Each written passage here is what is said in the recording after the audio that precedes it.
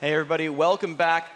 As we talked about in the keys of the match, the jungler is so important for both these teams. We had them in the head-to-head matchup here, and Evo played that part right. They kept Saint from snowballing ahead in that game, and they kept the pace going. Unstoppable got the first ganks. Unstoppable got the ward sweeping.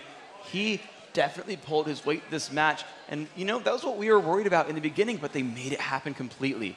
However, I want to give you guys some more thoughts about junglers. We actually talked to Saint Vicious, and we want to talk to him, you know, what's it like, right? And we talked to Unstoppable, and we asked him what it's like. And so, you know, let's get an interview with Unstoppable from Evo. What's it like to contain Saint Vicious? What's it like to play against one of the best junglers in the game?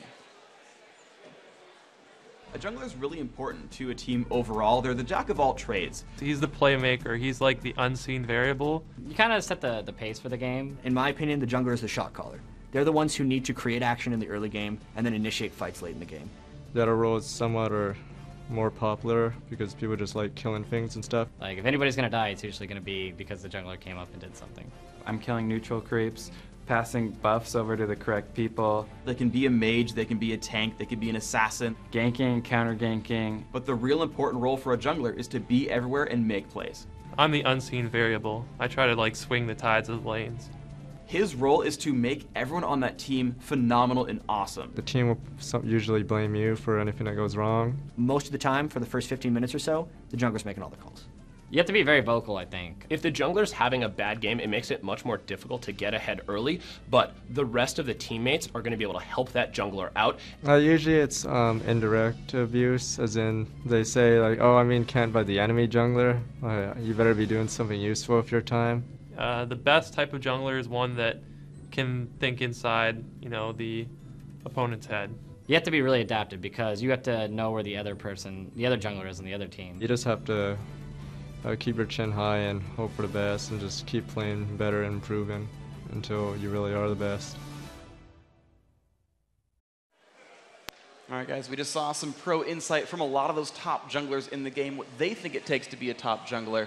Jat, the former player for Dignitas as well, going to be commentating later today and all throughout the weekend. It's going to be a bit of a focus here. The junglers really are the playmakers, I think, for these teams. And again, I just got to go back to that key. Evo, they got that part right. They really, really did. But a jungler can't carry an entire game on his back. You can put the ganks on, you can sweep some wards, but that mid game for Evo, I don't know what happened, but out of nowhere, Curse was just like, we're going to take control of this, we're going to go as a group, we're going to take turrets, we're going to take dragons, and they just turned it on. And I don't know what Evo's answer is to turning it on out of nowhere. Yeah, they're going to have to. Curse did, as we see, falter a little bit in the beginning. Westrice doesn't, or not Westrice, rather, top lane, doesn't like that matchup as he had to move. They switched it back. They said, this isn't in our favor. So we saw right off the bat, they were thinking of the entire game itself, not that matchup. The jungler, as we were just speaking about, sometimes it's the hardest to come back from when you're countered. It's very emotionally, drowning on you when you get counter jungled. When you're in lane, you say, you know what, I'm going to sit back and I'm going to farm a little bit. You can't really do that as a jungler. You have to get your experience from the lanes. If you just go through your creeps in the jungle, you're only going to be moderately at where you need to be when you get to the later part of the game when your team needs you to fight, you're going to die too fast. So the presence from the junglers has to be huge, and it's really almost one of the emotional roles, really more emotional roles to play. If you're getting countered, you can get down to yourself very easily. Yeah, and at the same time, I think everyone who plays jungle in solo queue knows your teammates are going to ask a lot from you. Yep. Right? If they're pushing their turret, they want you ganking for them. If they get ganked by the other team, like, why aren't you ganking as much as me, man? I need that support. These rolling junglers, they need to be everywhere. A lot of pressure. And there is a lot of pressure on them. They've got to be everywhere. They've got to keep themselves up in gold, but they've still got to get around the map properly. Now, we saw Unstoppable on Alistar went boots of mobility so that he could actually get himself into those fights and get himself around the map, take some jungle camps out, but then turn it around and actually get into the fights and get the ganks going on. He swept so many wards that game with that Oracles, but then in that one big fight by Dragon, really the game-turning fight, I think, where Curse suddenly took 3 kills for 1 and took out Dragon. Yep. They killed Unstoppable X, which dropped his Oracle's elixir down. That made him a lot poorer in that game, and suddenly that was when the game shifted around. Is that he had so much on him as a tank, but he was there as a tank without any gold. He spent a bunch of money on boots and mobilities, a bunch of money on that Oracle's Elixir. He did not have any tank items to back him up, and so it was very hard for him to survive in those fights. And Curse was allowed to just kind of jump on there and deal so very much damage. And I think that might have been what it was for Curse, is that they managed to actually, it's interesting, but thinking about it now, they actually managed to contain Unstoppable. That, you know, they lost a lot of money putting down wards, but ultimately they did a really good job by saying, okay, well, you've spent all this money, you're not going to get a lot out of it, you're not going to get any ganks, we're going to stay alive. And we'll see just why TSM did that surrender and what they have for this game, too, as the players are ready for its win or go home for EVO. It's all on the line, and here we go into Champion Select. Yeah, so we're in for the picks and bans, and unsurprisingly, they are going to ban out Morgana just as before. Yep. And they're also going to say, hey, Elements, we're going to ban out that Blitzcrank, thank you very much. So a couple of respect bans coming out as well. Zyra once again banned out against TSM EVO, and this time Vladimir still the ban for the red team. This one's going to be aimed at Salsi. Salsi, a phenomenal, basically an OG Vladimir player. He's one of the original guys to say, yeah, Vladimir's awesome. We saw him try to run that at the Season 1 championship. He's amazing at that. And another respect ban coming out from TSM EVO, dropping out Karthus away from Curse. They're going to be able to pick up Alistar again. Funny enough, Alistar banned out pretty much every game in the European regionals. Now we're seeing him here in NA, and this is because, as I said before, the teams have done their homework. They say, you know what? Alistar isn't one of their best picks. I think we can leave that in game. There are more pertinent things we need to focus on to really shut this team down. We're seeing, again, somewhat of the same picks, so it's really going to have to be the composition of TSM EVO to come out stronger than the key factors of Curse. They really just played their game last time. Like you said, a few falters in the beginning, but they were able to come out very big on top as Saint was able to get aggressive. Yeah, so as you just said, we've got a couple of similar picks here. The Nunu, the Alistar, the Lulu. We saw them before. The one big play here for Team Solo Limited is interesting because they ran the Twisted Fate before, is they've now grabbed Shen, and Shen also has a global range teleport. Now, Shen's most likely going to be in the top lane. He's going to have to fight up against Westrice, and we'll see how Westrice can handle that matchup.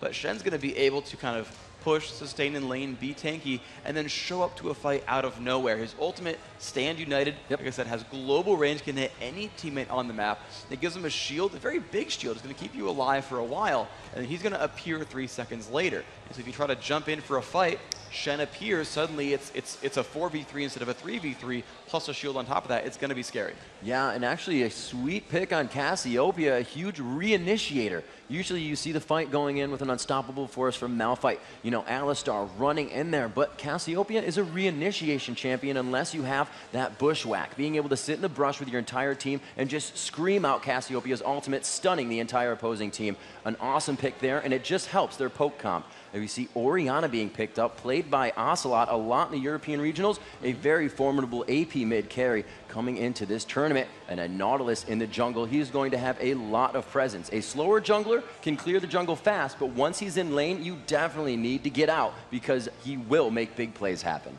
Yeah, I really like this pickup here overall from TSM EVO. They've got an amazing front line here with Shen plus Nautilus, and I think that was actually something that faltered last time, was again, Alistar was so broke that he wasn't able to be a full tank, and the only other melee champion on that roster was Rumble, who's trying to be a mage and not a tank. So it's a little bit scarier for him to you know, stay in the front line and survive, and thus Curse was able to kind of run through that front line, deal a whole heck of a lot of damage, and make it scary. But now you've got Shen dedicated to a solo lane. He's going to be big and beefy. Nautilus, I think his natural tankiness is up there with Alistar, and you put the two of them together, and you've got a really great front line. Behind that, you've got Lulu and Orianna, who can both put shields on their teammates, and Orianna plus Ezreal are going to be the two big carries for this match, and they have a lot of damage output available to them. So I would categorize TSM EVO as being very, very safe, very tanky, quite mobile actually as well, but the difficulty here is going to be, can Curse break through their front line? Yeah, we're going to see actually Westrice picking up one of his more favorite champions of recent days. He's going to be taking that Darius. We may definitely see a different game from him. Darius, having a good amount of armor early game, is going to be able to punch down that double comp if he gets set up against those two top laners again, if they decide to switch up those lanes. So he will be having a little bit better time there. He can keep himself ranged a bit, so we'll have to see how Westrice fares during this matchup, or if the team is once again forced to swap the lanes back to make it easier in the early game.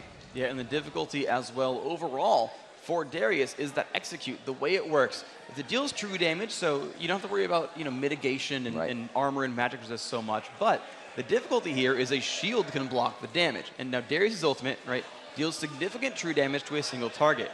If it kills, if that is the killing blow to that target, the cooldown is refreshed and you can cast it again and kill a different champion. However, TSM Evo's lineup has self-shields on Shen and Nautilus. Shen, Orianna, and Lulu can all shield a teammate, which means good luck executing someone when out of nowhere they've gained 800 health. Ladies and gentlemen, as we are jumping into game 2 here, how will TSM Evo respond after the first game where Curse pretty much played that map objectives? We'll have to find out. Let him hear you. If you want to see TSM bring this into a game 3, let's hear it for TSM Evo.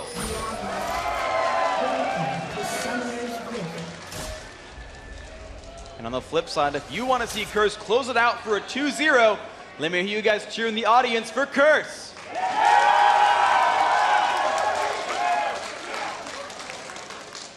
Curse definitely with a lot of the crowd behind them now. However, feeling pretty good as well. Like I said, TSM Evo on their heels after that surrender, but we have seen it happen, even at the North American Regionals. A team surrenders to play a 20-minute match that looks like their opposing teams are surrender. So we'll have to see what TSM Evo really had in mind during that surrender vote, what they were going to do to come out on this, and will it be different? They're already invading a lot more than they did before. It was really just a standoff last game. This is going to be interesting overall because Curse invaded in order to ward the other team's golem. The thing is, that was already warded by TSM Evo. So Evo knows that Curse is waiting around for that. And actually, they're choosing to play safely. They're actually going to move themselves defensively. They're going to move down to their own Lizard buff. Saul is going to raid around to the mid lane. But everyone else is going to kind of babysit Unstoppable on Nautilus and let him get his early start here. And so we're going to see how that pans out for them because Evo are playing a very, very safe level 1. Ultimately, there's actually no aggression from Curse whatsoever. They're actually just going to kind of clear their own jungle and be very safe about it. Yeah, Unstoppable not looking to get that blue first, so he's going to grab this, and it looks like they're going to go for the fast gank. Having that Nautilus in lane, the amount of just pull that he has, and slow, he can stick to an enemy champion like no other. They're going to really utilize that, and we can see fast reds from both junglers. Yeah, so Unstoppable on Nautilus. Have that Lizard buff is going to make his ganks very, very scary, and actually he does save his smite overall, so his smite will be back up and he can use that to take down his golem camp or maybe to invade for something. And on the same side, St. Vicious twice in a row now on that jungle Nunu. If you add the Lizard buff on top of his own Ice Blast slow, he's going to be very, very dominant. He's going to be a very, very scary force here. Actually, an interesting choice. He's going to actually invade here for this golem camp, and the support Alistar is waiting in the wings as well. Now, both sides have this warded. We'll see if a Smite Steal is available, or if they're going to get this one for free. That was a really great ward, and they are going to take it down. It's going to have to be Unstoppable now, focusing on just this Anchor Toss and Riptide to really make the kill happen. Will he be able to get in? Actually, I think he just possibly hit level 3, so he has all of them is with his W as well. So we'll have to see if he can really get down through that. Focus on to top lane here. Wings of Death just on the side, but St. Vicious and Elements as well, waiting in the wing, watching Westrice. Westrice playing very cautious here. He's not playing that aggressive style. He knows he just needs to say, hey, I'm alone. You should probably initiate on me. And there it is. Will he get the apprehend? And no, he does not. Just going for the attack, and they are going to have to back off from that. He just hit level 2, and that would have been great 1 minion earlier. Yeah, I'm surprised it actually went that early. I don't know if he misjudged how much experience he would gain, but I thought, yeah, okay, wait around and hit level 2, then he'll go in. And he went in just at level 1, and you just saw how safe Wings was playing. He knew that jungle invades were available. They just saw the support in jungler on the left side of the map. He was like, hold up, let's wait around a little bit, let's be a little bit safe. So Unstoppable actually getting the blue from St. Vicious. He went around and grabbed his own. A very nice job there. And it looks like he's going to head top lane. There's the attack from Westrice. He's a little too far, though. He flashes over to Tribush. An amazing job. Does Cassiopeia have enough time to make it up? It looks like the mids are actually focusing on each other. And again, an omnipresent St. Vicious is there to make sure that he's safeguarded. Meanwhile, after that bottom lane, Elements with some really good aggression puts Mashley down to half health. But because Elements was roaming for so long, it was a 2 versus 1 at this bottom lane. There's a big minion kill difference here. It's 20 on Mashmi's Ezreal and only 11 on that Corki. But here comes Unstoppable again at that top lane. So much damage. Westrice does not have flash. This could be another First Blood craft up. And just like last game, Wings of Death getting First Blood thanks to Unstoppable. And it seems that his ganks really are unstoppable, and I had heard people complain that Unstoppable spends a little bit too much time farming and not enough ganking. That seems to not be the case here. Second time in a row, he's picked up first blood for Wings, and it's going to snowball that top lane ahead. We'll have to see what he does. If he goes for that early Oracle again, may set himself behind. But right now, very much so helping his team. They're able to get that in headbutt, pulverized combination. But the AD carries are left to fight for themselves as the support go back and forth. Usually you'll see the AD carry just quickly jump on him, but they went for both supports. Elements kind of maybe misstepping there for a second with the shield that Lulu has. Nyat just throwing that on, and really the damage rate going in favor of TSM Evo there. Yeah, both of them chugging through a few health potions right now. The one advantage for Curse, though, is Alistar has a heal. You can keep Corki's health topped off by using that Triumphant Roar and just adding health to nearby teammates. We're going to see if that ends up being a really big force here. But Mashman right now just having to chug through some potions. We'll see if that's going to keep him alive. Unstoppable coming down through the jungle. He's been spotted by a ward, though, and Curse are going to be running away, and looks like they will be safe here. Oh, the quick walk-in definitely would have gave him the initiation, but it didn't look like the team was quite ready. Cass coming back to mid, as I believe, no, she did not take Wraiths. Nyjackie just making sure he's covered on all ends. Cass quite easy to gank in the early part of the game. She does have that miasma to slow, but if it's just missed, you can grab her quite easily. She's not hitting those Qs as well. Westrice again playing aggressive. It did cost him last time, but he's just trying to last hit now. Looks like he's freezing as much as possible. Wings of Death playing this very smart, just using his energy right now for Vorpal Blades. There's no reason to go on and get that damage over time tick that Darius can put on you. Yeah, he doesn't want to take a lot of damage. The good thing here for Shen, played by Wings of Death, is he has some sustain. He can get his health back up by landing a Vorpal Blade on something and just striking it with a basic attack. It's going to give you a bit of health regeneration for a few seconds, so he can keep himself topped off. On top of that, he can shield himself from damage for a couple of seconds, and so if he takes a little bit of burst or he takes a bleed, he can shield it, block the damage out, and yeah, he'll be in a decent shape by playing a little bit safely, just trying to keep his health bar up. So we see right now in the game, the junglers, they've made their presence in the lane scene. We did see a kill come from that, like you said, Unstoppable. And St. Vicious playing very aggressive right now, and Unstoppable able to help coming up in that first one. We'll have to see what he can do. They're moving up towards the top. Nyjackie sees that, and it looks like he's going to be going around with the movement from Nyjackie and the vision of the creeps in middle. Very smart by Unstoppable to keep his vision not tunneled on where he was going. Yeah, so let's take actually a closer look at some of these lane matchups. Right now, we're looking at the mid lane. It's Salsi on Orianna and Nyjackie on Cassiopeia. Now, this is going to be a very interesting matchup because these champions are entirely reliant on skill shots. They need to aim the abilities and have them actually strike the model. They can't just click on a guy and it's like, oh, here's some free damage and a stun. No, thank you. No, they've got to actually aim and make sure that they collide with each other and that, you know, the poison hits or the ball hits. It's a very skill-based matchup, and both these champions have a lot of area of effect. And we talked about that last time a little bit, where Salsi wanted to keep pushing to the turret and then assisting, you know, his teammates elsewhere on the map. It's a similar situation here, where these guys can crush down these minion waves very, very easily. They can also kill each other very fast. Salsi puts that ball up there, wants to use it to zone Cassiopeia out a little bit. Not quite going to do too much damage, but these guys can crush minion waves down and they can move on. They can take jungle camps or they can gank a little bit later. So looks like we do have some backing. Wings of Death picking up some potions there, moving around his inventory so he can get back to lane and sustain. Unstoppable Axe more than happy to soak up this experience as the jungler. It's really going to help him to scale with his team into the game. The jungler's usually either a level behind or just with your dual lanes. So if they can be tankier, they're able to take so much more damage. And like Saint said, if somebody's going to die in the fight, it's fine to be the jungler.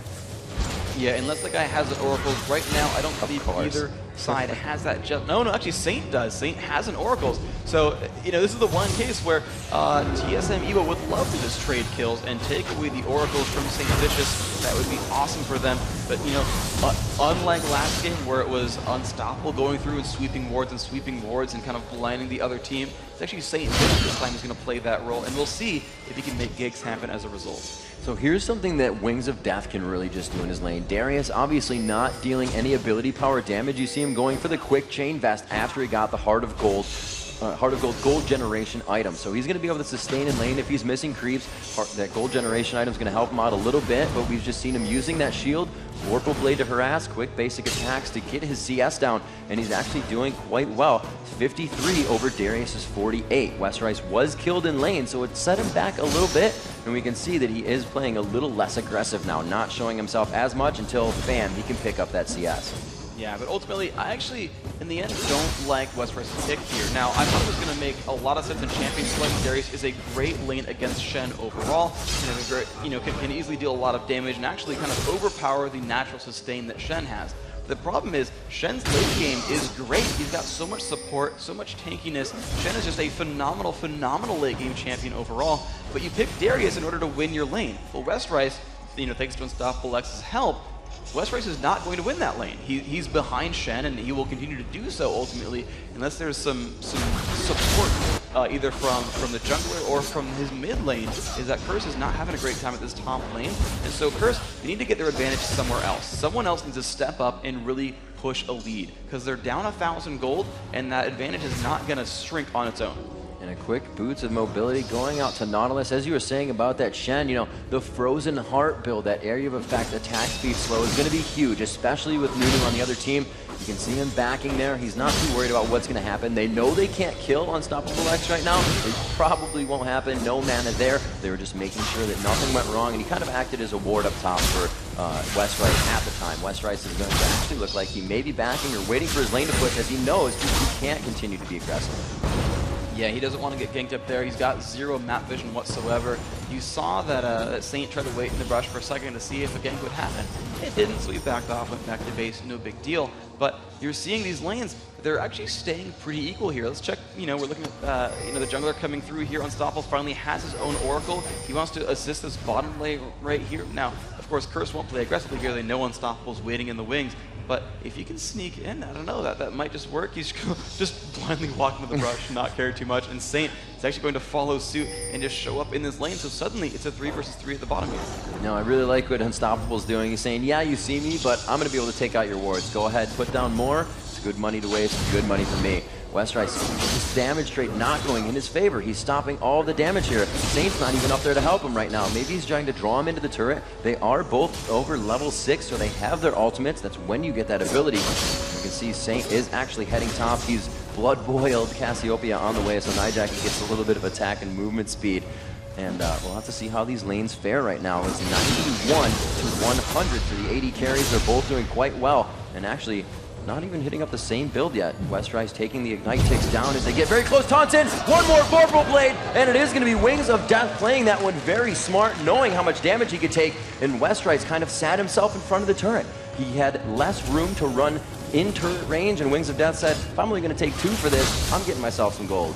Yeah, that was a phenomenal move overall by Wings on Shen. He knew, when his cooldows are coming back up, okay, I have dash, I have everything, let's do it, and flash initiate go. Damage everywhere, pick up a kill. Just phenomenal job. Wings of Death bringing out the 2-0 score right now. What we saw the first time. Again, that first game opened up with Wings ahead of Westrice, and he's done it again. But now, what's going to happen in this mid game? Mid game is when Curse turns it on. Salsi just barely getting away from that ultimate. Nice turn back there, puts the shield on as well. And he's going to block all that initiation. Nijaki burned his flash, he burned his ultimate. Salsi did flash as well, but still, it's one ultimate down. The mid-game comeback has not yet happened here for Curse. Yeah, the AP mids. Oh, very nice Orianna ulti there. Trying to harass, but Westrice comes in with the apprehend. Here comes Wings of Death, just getting himself a kill, coming back into lane, gets out that Vorpal Blade, and it is actually still chunking quite a bit of damage off of Westrice. Very nice job in communication by the team there. We can see that Wings of Death, with his 81 CS over the 73 of Westrice and 2 kills, is going for that Sunfire build. He wants to be able to push his lane, and they're definitely focusing on that split push composition as they come into the late game. Oh yeah, the late game for Team Solo Mid is going to be great because they have that global teleport from Shen. Just like with Twisted Fate, you can make that late game by split pushing 1 versus 5, and when the enemies show up, you just teleport away, no big deal. You can survive that very easily, and then show up to your team for a 5 versus 5 later on.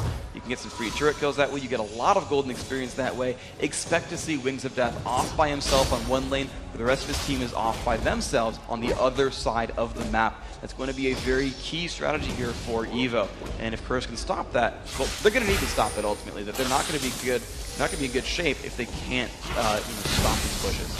14 minutes into the match now, 2,000 gold up for TSM EVO, and they also have 2 kills. There's really 100% less turret focus in this matchup than there was last time. TSM is trying to keep these lanes composed, and they're really pushing back hard. They have a lot of focus on that top lane as well.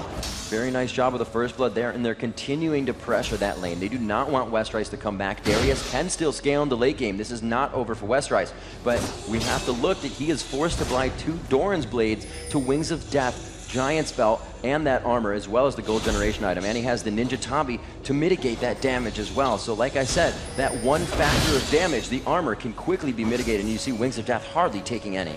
Yeah, and Wings wants to rush for that Sunfire Cape. It's going to add a lot of things to his gameplay.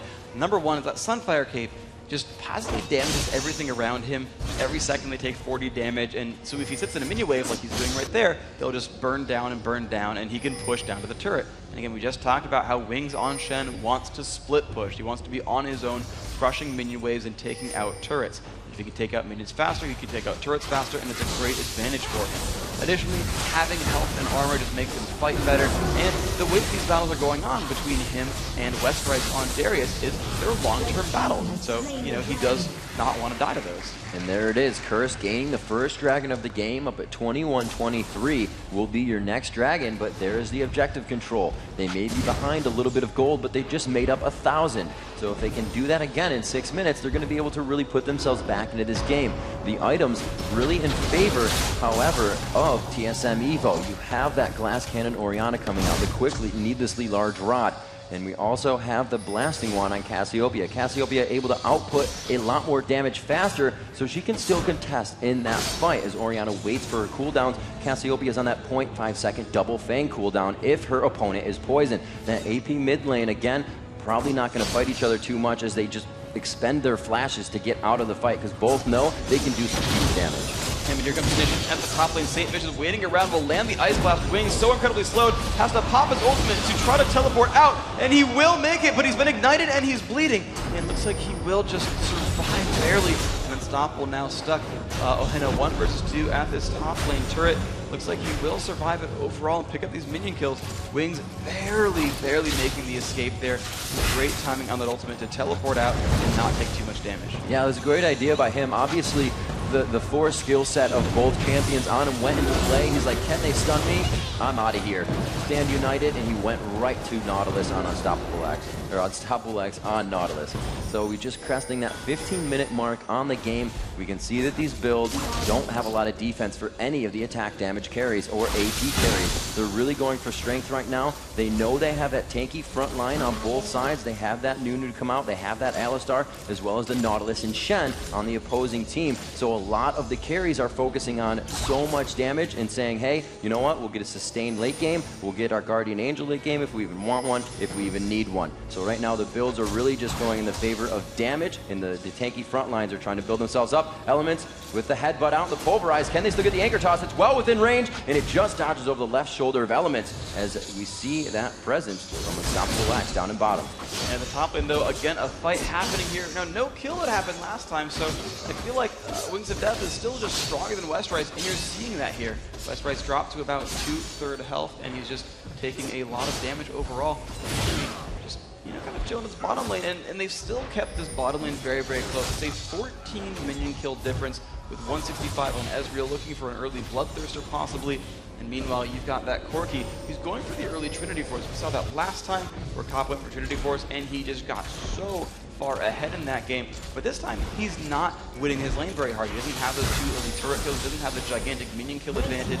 And so this time around, with Mashmi going for a more late game oriented build with that BF sword, he's actually going to reach that late game at an appreciable time, and then mid game's going to be a little bit easier. But again, this top lane, Ice Blast comes out. Wings not going to like this. He does not have an ultimate available. His dash comes out. He will not flash as well, though. He's still going to take a lot of damage under this turret. Flash coming out on all sides. And here comes Unstoppable from the back. Saint's going to get rooted in place. The ultimate comes off as well. Can they do enough damage? Westrice is still around. He's going to dash in. And here comes Salsi on Orianna. So much damage. There is one picked up. Saint Vicious ult is blocked out. Will they do enough damage? He's 1-2 hits from dead. He's running back to the turret. Nijak, he fires back on Salsi, though, picks that one up. Saint, 1 hit from dead, and they will make that a 2-for-1. Will they continue on? This Orianna has been killed already, but Cassiopeia is going to make it back to her turret. Very nice job. They were able to pull back out of that one. The Ezreal ulti going up towards that top lane. Cass quite hurt, passing through. but just not doing enough. She still has a sliver of health left, and Nyjackie able to make it out alive. Great counter presence by the other team. They were able to come up. We saw it was a 2v1, then it turned into a 3v3 instantly, but Darius went down fast. The focus was onto Nunu. Kind of confused me for a bit. Darius was low, taking quite a bit of damage, but they just didn't want Nunu slow, the utility in that fight, and they focused on him last, knowing Darius could still put out some damage if they were to leave him untouched. Yeah, but, you know, they ultimately did bring him on down, and you can just see the advantages are actually snowballing here for TSM Evo. They're up about 3,000 gold, and unspoken there is the fact that they've removed St. Vicious's Oracle. Normally that elixir lasts forever as you see invisibility, but when you die, it gets removed from your champion. He had to spend another 400 gold to rebuy that. He wants to have that advantage on himself. He wants to be able to see wards. He wants to deny vision. Unstoppable, again, has that Oracles, but he hasn't actually fallen down. So an extra 400 gold was forced to be spent on that cursed lineup. And so that is a gold advantage that's going to mean a whole lot. And the key to victory, as we said, for TSM Evo is to really get Saucy going. Right now at 6,500 gold, he has the highest accrued in the game. He also finished his Rabadon death cap at 18 minutes, a very nice average to do that. Any earlier, and it just would have been exponential for him. He would have been able to completely slaughter that fight and clean up. He also did coming into it, so it only helped that much more. The Chalice, that first early buy, very good, keeping him sustained with that bit of his cooldown. Yeah, so we're going to see just a lot of different builds on all sides here. So the Sunfire Cave already completed. Looks like he's going for a Fade, possibly a Frozen Mallet next up on Wings of Death on Shen. As you already talked about with a Death Cap, Saucy might be going for that Athene's Unholy Grail next. He's already got the Chalice for some mana regeneration. But you're now seeing turrets finally starting to fall. As Saucy got that middle turret before, well, Wings made the second turret fall at that bottom lane. Not Wings, sorry, but Unstoppable. And you know, Evo are really setting the pace this time. That's what I thought they needed to do in the last game was, you know, you got the early game advantage, but you have to make things happen after that. 2,000 gold only means so much if you actually fight with an advantage. Well, right now, that's what's happening. The Ezreal finished an Infinity Edge. It's really, really big. Curse, right, they are so good at dragons. They're down in kills, they're down in turrets. Second dragon, no problem. Curse, amazing at taking those down, and that's how they're going to keep themselves in this game. Because right now, individuals are great for TSM Evo. Yeah, they're doing very well, and that's what gets scary, is that TSM has that individual power right now, as you just said. And with that split composition, that's not what you want. You don't want to have to run away from one person. You don't want to have to chase a Saucy all over on Orianna, able to buff her movement speed with that quick steroid of dissonance. So you have to be very careful at how they initiate now. They need elements there. They need to have St. Vicious there for the fight, and just like last time, they need to let Kopp sit in the back and take some shots. They have not 5v5 yet, and we've only seen a few turrets taken down. By this time, we were to third-tier turrets and knocking down on inhibitors. This game going way slower. These teams understand that single elimination. Yeah, and they do not want to be eliminated, of course. TSM Evo only one game away from an early trip home here on Thursday, the very first match of the day. You don't want to be the first team to go home. At the very least, you want to put on a good showing, at least turn it to a full 3-game series. And right now, TSM Evo are looking like that's in the cards for them. They're still up 2,500 gold. They've traded turrets a little bit, but they're still up 3-1 in turrets. They've got a 2-turret kill lead. Of course, they've traded that off with a 2-dragon kill lead on Curse's side, but still, they've got 3 kills. They've killed off an Oracles.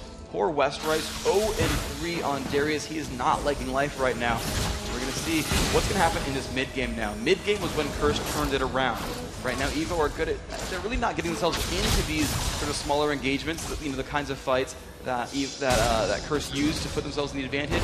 Instead, Evo wants to fight 1-on-1s, 2-on-2s, and just play this laning game as long as possible. Right now, it's working for them. They've still sustained an advantage, and Shen's going to get scarier and scarier as the game goes on. You know, Wings of Death is more than happy to take that damage. As you said, the Vorpal Blade basic attack able to heal him up, and he's really taking 0 damage from Darius as he goes to attack him. So it's always a trade in his favor, and Westrice needs to just hang back. He needs to not be aggressive whatsoever. Even ganks down onto Wings of Death we've seen don't work. He's just too tanky right now, and the Sunfire Cape push is on. He is going for that second-tier turret, almost seeing Westrice in the bush. TSM looks like they are going to be gathering here in middle.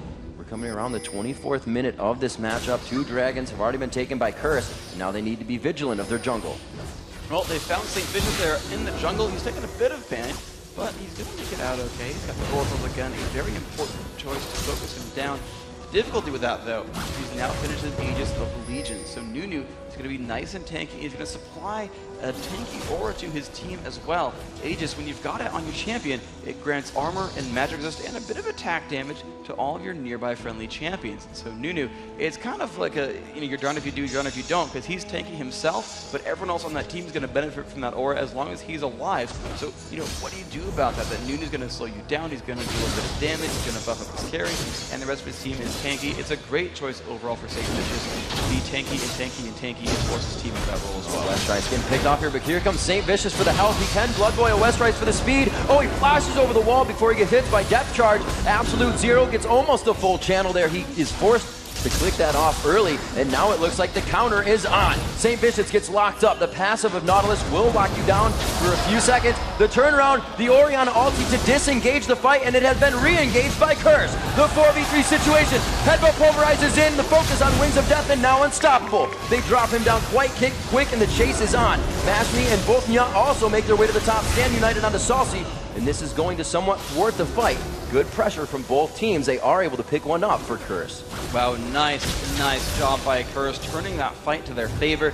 And they did deny that Oracle's Elixir. They killed Unstoppable, that Nautilus jungle, who also picked himself up in Aegis of Legion. He's got boots of mobility, all that fun stuff, but he needs to rebuy the Oracles if he wants to sweep wards once again, or someone else needs to pick it up and carry that torch for them.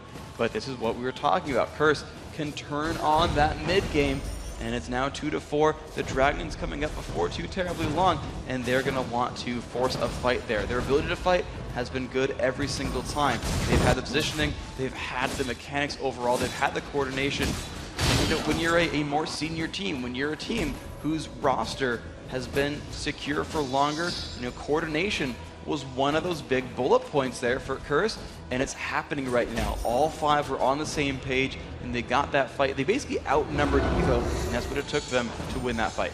Yeah, it was really great. That's what I was just speaking about towards Curse. I was saying they're not around the map enough. We saw TSM even come in with a few more members, but they weren't able to stop Curse in that battle of 5. Obviously, they didn't have all of their members, but they could just see the tanky lineup was not something that TSM wanted to deal with after losing that player. So they're going to have to be very careful of how they initiate now. That Alistar Headbutt Pulverize can stop a lot of initiation and is on that 5 to 6 second cooldown for both of his spells, so he can do that over and over again. It's like a mini Malphite all. Little unstoppable force for you, and we'll have to see if they can really mitigate that. There is so much crowd control to come out of this team. You have Apprehend, the Headbutt Pulverize, Absolute Zero, and then Orianna's ulti. If you're getting away, she's going to throw you right back into the mix. Yeah, so what they're going to need to do with this is lock everyone up. Right? You just talked about all the crowd control here for the first lineup. Right, you can see, just 3 big tanky guys running down this mid lane. They want to lock people up for Nijaki and Comp. Those are the big carries of this lineup. Westrice, I think, needs to succumb to being a bit tankier. He needs to just get in there and weaken everyone for everyone else on the team. But there are 2 very big, scary carries on that Curse lineup, and that's going to be where the battle's going to come from. And you can see them squaring off. That Dragon has come back up, and it's going to be who wins this fight. This is the most important fight, I think, of these players' lives right now, because if TSM Evo is eliminated, they are out of Season 2, and they've got to try again next year to make it to Season 3. They need to win this match, and to win this match, they need to win this game. To win this game, they need to win this battle. They started up on Dragon, it's getting low. Curse wants to jump in. They picked up the Dragon Steel for themselves, but here comes the initiation. A lot of pain coming off. Saint Fish getting knocked up into the air. A great Orianna pull, putting everyone together. There's the Absolute Zero, not going to get stopped for a short time. And there we go, Nijaki picking up the first kill. Wings has fallen. Where's the rest of this fight? Mashmi picks up one. Saint Fish goes down, but Westrice is fired back. And now suddenly Curse in a pretty good shape. Saucy picks up one, but it's been fired back again. Mashmi actually still doing a great job. He's trying to run that Lulu, trying to run himself. Yet Win taking so much pain. And Nijaki's going to make that kill happen. And there is the ace. 3 for 5.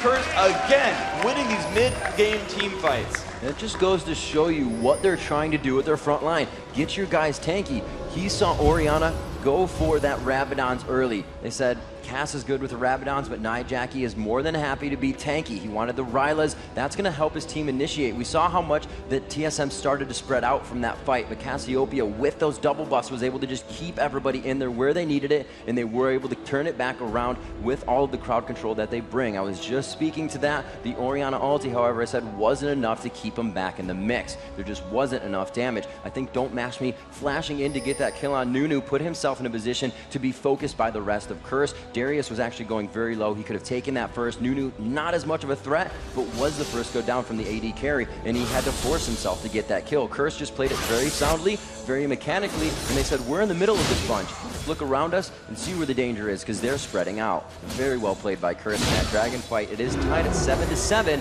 and they have been able to bring the gold within 1,000 once again. Yeah, I think Curse played that fight perfectly. They fought that fight exactly how it needed to be done, which was go in, fight hard, make it a slugfest, and deal as much damage as possible. They had a big, tanky front line that died very, very slowly, and they had so much persistent damage output from Nijaki. Cop fell down pretty early on, but Nijaki on Cassiopeia, just a little bit too tanky, has the Abyssal Scepter and the Ryla's Crystal Scepter. Hard to kill out. Mashme getting caught out just below, though. Gets the shield, but it's not going to be enough. That's going to be a kill picked up, and suddenly Curse are firing back to this game again. The Shen taunt comes out. Can they do enough to kill off Nijaki? He is tanky, but they are going to shut that one down. Now how's this fight going to go? Because there's no attack damage carry here for TSM Evo. Can they do enough? Well, so far, yes. Salsi picks up the 1 kill, and now they've made it a 2-for-1 overall. He wants the dual cop. That's scary. So much damage being dealt by that Corki. Salsi will survive with a shield. Westrice off from the side as well. Alistair in from the back. Salsi shields himself and will live. Westrice taking even more damage. Can he get away? The missile rock misses. There's a ward. The shield is on. Cop chucks in. Will pick up that kill. Now, can there be a firing back here from TSM Evo?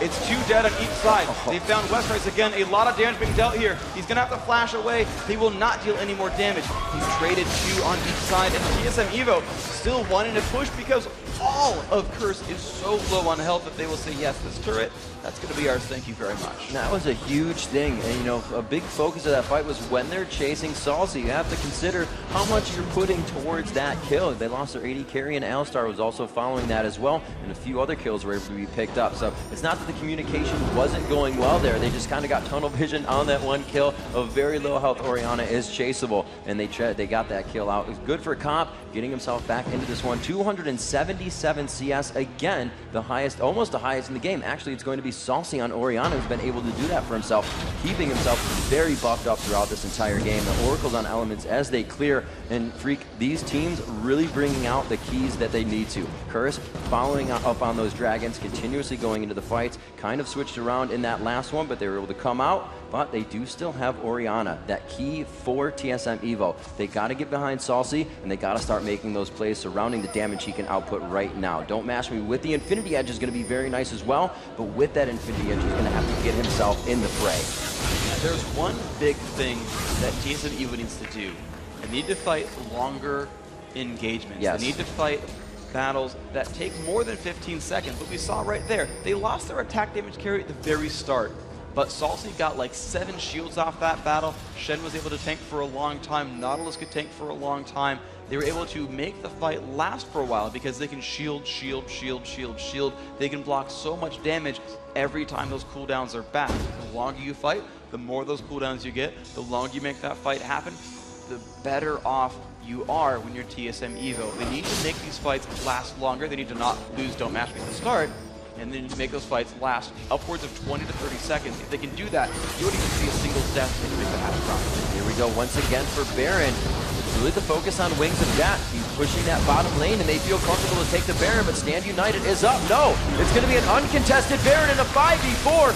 Will he be coming over the ultimate? He goes down on the Salsi. Shen is now in the fight. Wild Growth going out on the Salsi. He's trying to deal the damage. He finds a kill on Nijak. That's where most of the damage came from last time. A double kill coming up for Comp as they start to turn this one around with Baron. They may lose Alistar on this one, but Elements gets out alive as they finally focus it down. St. Vicious able to pick up his kill, and it is going to be the ace coming out for Curse. They bring themselves back and now put themselves in the lead for the first time in this matchup. Excellent, excellent fight by Curse. Once again, they just initiated hard. They picked up kills right away, and it was pretty much cleanup mode from the first 12 seconds into that battle. a great early aggression, picking up those fast kills. Don't Mashpee was forced out. A great headbelt pulverize coming from Elements actually stunned him and his neighbor, Nyat Win, and it was just pain from then on out. Koppak just jumped in and crushed down those two champions, picking up an early triple kill, and just pushing this game through. Just like last time, there is that middle inhibitor dead just after the Baron, and they are happy to keep pushing through, taking up these map objectives, trying to look for the Lizard. It's gone, but they will move back to their base. They're going to recall and grab items, and then it's going to be time for round 2. You know, the tanky front line of Curse Gaming is just really working here. They said, you know, Shen is bottom and the Stand United. That's definitely what they're trying to do. It's almost like the distant Baron dance and the elbow reach. They're like, hey, we're going to be down here, but we know they're coming back up. We know they're coming back up. So Curse was more than happy to fight that with the initiation and the burst that they have off the bat coming from Curse, coming from Westrice to just get in there, coming from Cassiopeia, Nijaki being played there. That's just so much that you're going to lose somebody before he even gets there. We saw it had to be used on Salsi for Stand United, and Salsi was already at half health. Wings of Death was forced to just get in that fight, and you can't really protect somebody that's half health after Stand United is just ripped away on that shield. Yeah, Unstoppable just got picked out alone. I think he was the only one who actually took that Cassiopeia ultimate to the face, but it didn't matter. There's so much damage on this first lineup. A Blood Royal Corki, a Cassiopeia, Westrice on Darius. You have a lot of damage output for single targets, and they just bursted down a Nautilus, a mid-game Nautilus with 7 assists. He's got 160 minion kills. Unstoppable is pretty tanky, but he's stoppable because there's so much damage from Curse. Curse really playing on that first roll. That key note that they needed to do to victory is team communication. Their initiations are awesome. They have that Ryla's coming out on Nijaki. They also have Apprehend as well. You have Alistar to peel and Nunu's ultimate to peel off as well, and even the Ice Blast. So they have a lot of ways to stop their carries from being attacked on, which is amazing in a tight fight like that. When you don't have much room to move and only a few steps are going to keep you alive for next auto attack, those pay huge dividends in the fight. And we can see where it came into play. All of the slow, the crowd control that Curse is bringing to the fight now, they don't even want to initiate. Going for the attack there, he gets apprehended in, but throws on his W, able to shield himself. Unstoppable not taking too much damage, and another inhibitor is taken down cleanly. Curse very much so uncontested in these attacks. Yeah, and they're going to move on after that easy turret and inhibitor kill right there. They're just going to move to the bottom lane there. Once again, they want to pick up another turret inhibitor, and just kind of cement their advantage. They don't want to dive into the base too hard. They don't want to get too risky here. They know they're winning, and they want to take these, small pushes into the base and just build advantages. That's really their goal, is to build advantages, and build more advantages. They've now taken the 8th turret out, and they are knocking at the 3rd front door here of TSM Evo. Evo's going to need to fight here. They cannot win a game with 3 inhibitors dead. Wings getting pulled in. They're going to get ready to push in. Absolute Zero hits everybody for a significant amount of damage. Mashpee already down a half health.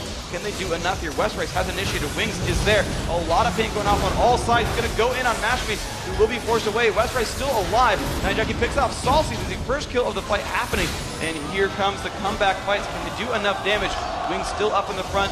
Westrice did leave. He's going to recall out. Can they do more damage in this battle? They still have Unstoppable right in the front. The taunt comes off. Elements taking so much damage. There is finally the comeback kill, and now they find St. Vicious. A second kill going to happen here, and suddenly Evo might be ahead in kills for a fight for the first time in a long time. And now they've got to get themselves back into this game. There's a lot of minions going to be knocking at their front door. They're going to have to farm these relentlessly and somehow catch up in items and gold. It's like Curse just took out alone. Few minutes ago when Baron was up, lasting that 4 minutes and now up in another 3, it was almost even all gold. Now they've put a 7,000 gold difference in a matter of minutes between them and TSM. All of these turrets, global map control now. TSM has no vision outside their base unless they ward or their minion waves continue to push out of the lane. Curse is in a very good position, and we can see one of the huge key factors, that 3rd and final for Curse, Dragon, objective, and turret control is really playing in their favor, paying dividends, and they're also going to be able to come out with what seems like another match. Yeah, with only a 3-kill lead, the fact that they have 9 turrets, every dragon, not every, they've lost 1 dragon, but every Baron from there, right, they're up 5 turrets overall. That is where their advantage is coming from, and they've secured them so very well. As you said, they took out alone. because they're up right now in gold, but with 2 inhibitors dead, there's going to be an endless tide of minions flooding into TSM Evo's base. And minions at this stage of the game just equals gold and experience. And TSM Evo needs to farm this gold and experience to empower their carries. It's going to be Don't Mash Me playing Ezreal, and it's going to be Saucy on Orianna. They're the ones who need gold, and their scores are good. It's a 4-3 Ezreal, it's a 5-5 Orianna. They're playing well overall, but they need to make this happen right now because Curtis is already knocking back in the front door. How is this fight going to go? They're right in the front there. They go to focus on St. Vicious. More than happy to take the damage. Top sitting on the outside, dealing a ton of damage right now. Westrice taking down by Unstoppable. Nijaki able to find out Wings of Death, and this does not look good for TSM Evo. Too many turn shots to Westrice will help them pull their numbers back in favor, but it is still a power play for Curse. Chasing down onto Orianna, and it's going to be Don't Mash Me falling. The double kill for Nijaki. The ace coming up for Curse Gaming, and as they batter down the second turret, they do make it an early matchup, and they find the first 2 games in their favor for the Nexus. That's going to be Curse Gaming taking the very first quarterfinal of the Season 2 North American Regionals, and they're going to move on to Friday's games. They're going to be waiting for the winner of our next match of the day as Team Solomid takes on Maniac Ferris. You know, a great matchup between these 2 teams, and it really was that late game coming out for Curse. They were able to just continuously control map objectives. That doesn't start happening until 10, 11, 12 minutes into the game, and that's actually really where it escalated for TSM Evo. Unstoppable was huge coming out of the jungle. He got first blood in both games for his team. That can really help your lane to scale a lot harder, but if it's not utilized correctly, if you don't keep the focus in the correct area, that kill goes to waste within the first 10, 20 minutes. If that dragon goes to the other team, which it didn't, so they held it, it's going to be a lot tougher. But Curse said we need to buckle down. We need to figure out what's going on. We have Wings of Death up top, huge, and he's very tanky. Let's not focus that. There was too much there from St. Vicious, and as you saw, they started to gather as 5. They got Comp in the back of that lineup. They started using the crowd control of Alistar. The fights increasingly went in their favor, and it just added to their objective control, and then the Barons. Yeah, Curse overall, their ability to fight was perfect, and that really kind of piggybacked the rest of the game. You know, we said they need to control those Barons and turrets, and you just said, you know, and they did that. But they got them off of amazing team fights. Their coordination was really the key there to that game. You know, they got the fight up top where they picked up a kill for free on Unstoppable, but they had those kind of moments the entire game. They were down in kills, they were down the first dragon, they were even down in turrets a short time. But they were able to team fight so well. Their cohesion as one unit, as a group of 5 gamers, that's what put them ahead right there. They made those fights happen. They made the win happen both times coming from a deficit in the early game. Both times Unstoppable on that jungle got the first kill, got first blood to Wings. I mean, Wings was up on a 0-3 Westrice Darius. I mean, Darius still ended the game 3-5 with 8 assists. He did, of course, pick up 3 kills and 8 assists throughout that game, but still, you know, a 5-death champion. They really did win that top lane for Wings, but the team fight presence, Cop and Nijaki over and over being phenomenal, taking up kills, being safe. Nijaki, 2 deaths the entire game, Cop with only 1. They refused to die on that lineup, and they would always win the end of those fights. You know, Freak, as you said, that one fight, probably the biggest of their life and the biggest surprise for the matchup. TSM was ahead, so ahead in that fight. And then we saw Nijaki and Elements come out, and they were just taking everyone out, cleaning up the fight, mopping up the dragon area, and then were able to get themselves back in there. As you said, that fight was so pivotal for both teams. And in the beginning, we're just saying, TSM, wow, they're huge. They have a great initiation. And then we saw Ezreal, Wings of Death, or rather, Don't Mash Me, flashing in, going for Nunu, who already used Blood Boil, it was down, who already used Absolute Zero, it was down. Not that formidable, or not that much of a threat to the team anymore, but he put himself in a bad position. Switching that fight around, a surprise win at that dragon fight coming from TSM, or Curse rather.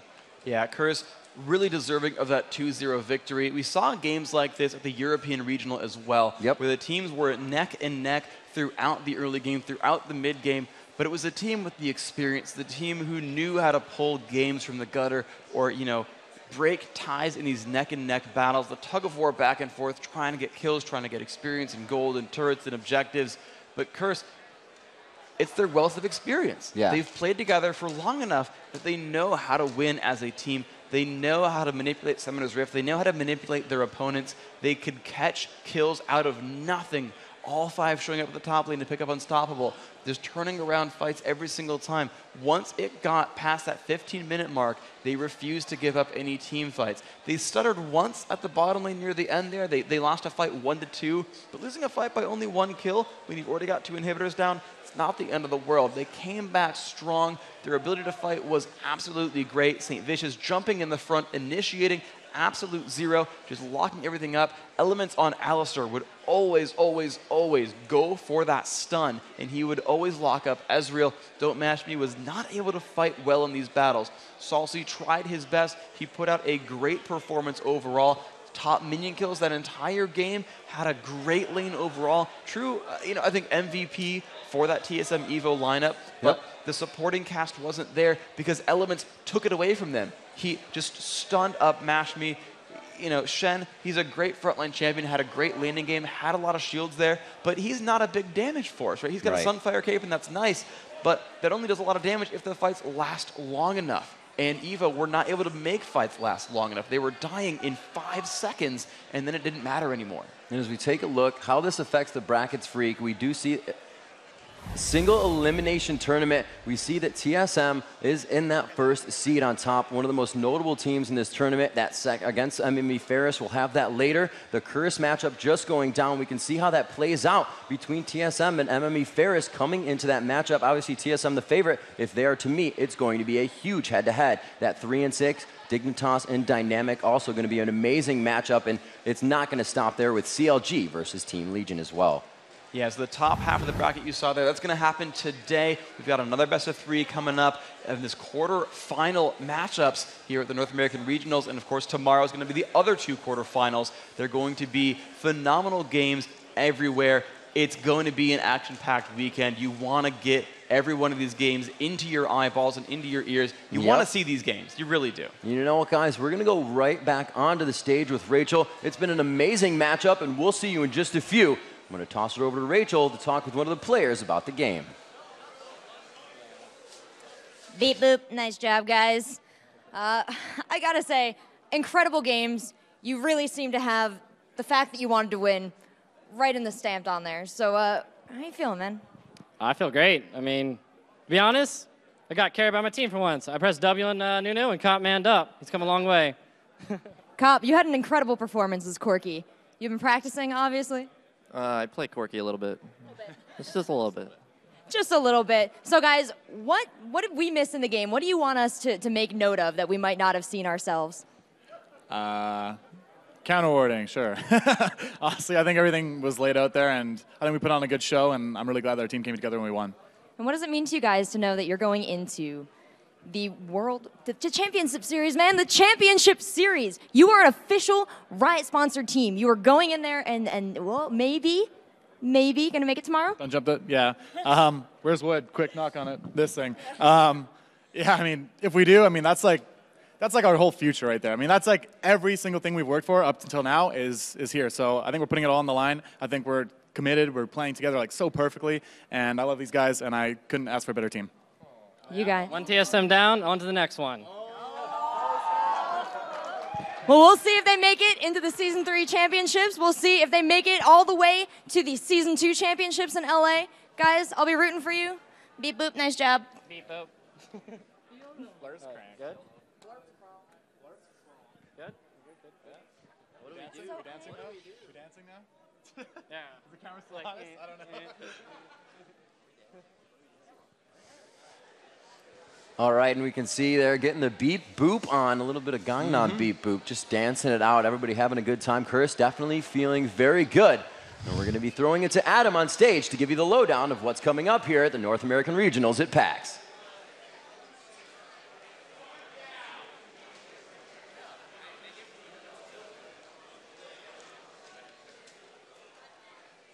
How are you doing, Rafe? I'm doing fine. How are you? Really good.